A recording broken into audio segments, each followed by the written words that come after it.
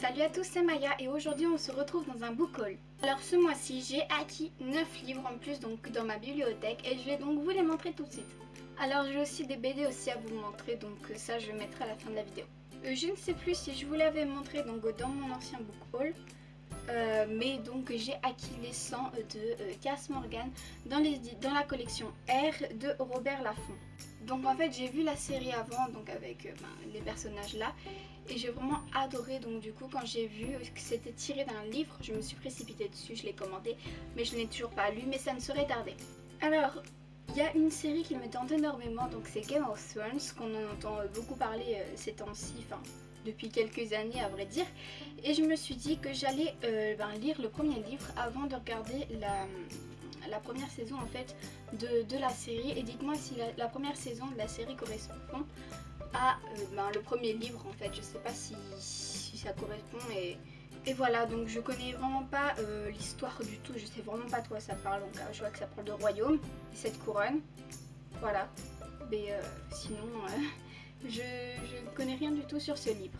Étant une grande fan de la série Under the Dome, je me suis procuré le premier tome de Dome de Stephen King, donc dans les éditions le livre de poche, et là c'était dans les éditions J'ai lu pour le Game of Thrones, donc le trône de fer, voilà. Donc Under the Dome,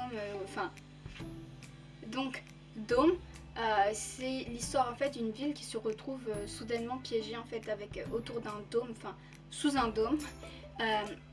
Et tous les habitants sont piégés à l'intérieur, donc ils ne peuvent plus sortir, personne ne peut rentrer. Et il y a tout un mystère sur le pourquoi du comment, pourquoi ce dôme est apparu comme ça si soudainement, pourquoi. Enfin voilà, et cette série est donc magnifique et j'avais très envie de découvrir donc le livre duquel elle a été tirée.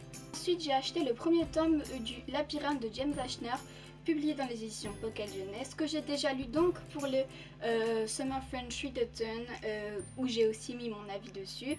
Mais c'est un livre que j'ai vraiment bien aimé, j'adore l'histoire. Mais en fait c'est une dystopie tout comme je les aime. Et franchement c'était une très bonne découverte. Je sais pas si je vais lire le tome 2 avant de voir les films 2, mais bon, je verrai.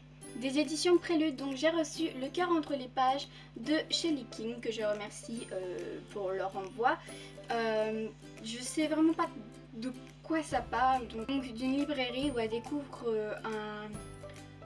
un livre en fait où il y a une correspondance amoureuse et il y a des mystères autour de ça en fait. Donc du coup voilà en gros de quoi parle le livre. Et donc voilà. Pour les cours, donc c'est pas très gai, mais j'ai dû acheter donc Cartas Marugas de José de Cadalso. Voilà. Il y a aussi Noches Lugubres, donc c'est un livre qui est entièrement en espagnol. Et je sais pas du tout de quoi ça parle, mais je dois le lire donc pour la rentrée.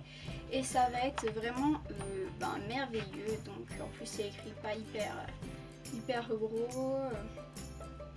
Ça va être génial quoi, donc voilà. Ce mois-ci j'ai aussi acheté le livre Free Fall donc de Léa Ryder, je sais pas comment ça se dit, donc dans les éditions Prisma. À vrai dire je l'ai acheté juste pour sa couverture, parce qu'il faut dire qu'elle est magnifique. Enfin, je la trouve magnifique, c'est une des plus belles couvertures que j'ai dans ma bibliothèque je trouve.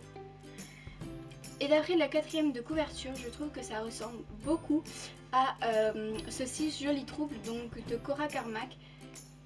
Et je sais vraiment pas dans quoi je m'embarque, parce que c'est l'histoire d'une fille qui rencontre un garçon et qui se rend compte qu'en fait ce garçon ça va devenir son professeur.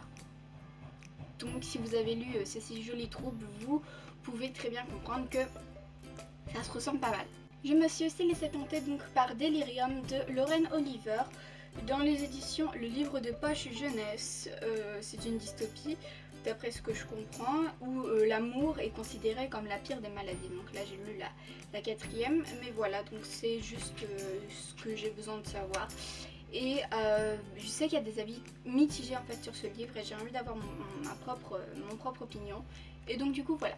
Donc j'ai aussi eu en cadeau le livre L'empreinte de tes lèvres, donc le tome 1, Les séductrices de Heather Snow, donc dans les éditions J'ai lu, collection Aventure et Passion.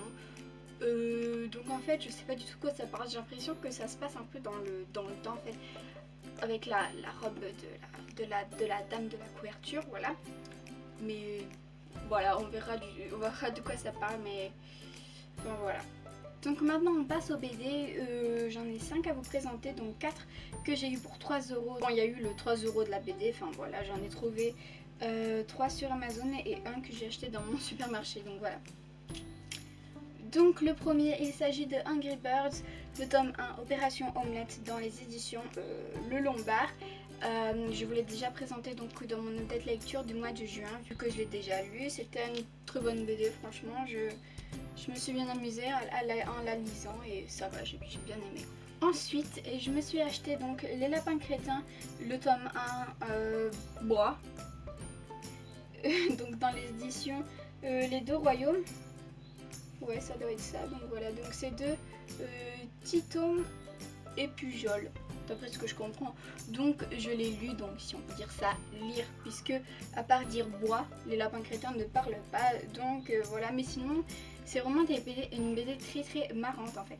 Donc là on voit donc une course de chevaux. Là il y a le lapin crétin qui dépasse donc le cheval en fauteuil roulant avec la tondeuse. Et il va hyper vite, sauf qu'il se rend compte que quand il arrive à la ligne d'arrivée, il est super content, donc il lâche la tondeuse part toute seule. Et il se rend compte que... Enfin voilà. Et derrière en fait on peut voir un peu la suite en fait, donc la tondeuse, ce qu'elle fait. J'ai aussi donc acheté le tome, je sais pas combien, donc c'est Cadeau de génie de Turc et de Groot, donc toujours dans les éditions Le Lombard. Je l'ai pas encore lu celle-là, mais j'aime beaucoup le dessin animé Léonard, donc du coup on verra. Avant-dernière BD, donc j'ai acheté le tome 1, le tome 1 de Yakari, donc c'est Yakari et le grand aigle de Derib et Job, toujours dans les éditions Le Lombard. Et voilà, donc c'est parce que Yakari, j'aime beaucoup le dessin animé aussi. J'avais envie d'acheter la BD, elle était qu'à 3 euros, donc voilà. Alors, pour finir, je me suis procuré le tome 1 donc, de la BD Lou. Donc là, c'est le tome 1, donc journal infirme. Donc c'est écrit, dessiné, enfin je sais plus trop, par Julien Nil. Donc voilà, dans les éditions Glénat. Donc voilà, ce book haul est terminé. J'espère que ça vous a plu. Dites-moi si vous avez lu des livres que j'ai présentés. Dites-moi tout, dites-moi ce que vous en pensez. Et je vous fais de gros poutous et je vous dis à bientôt.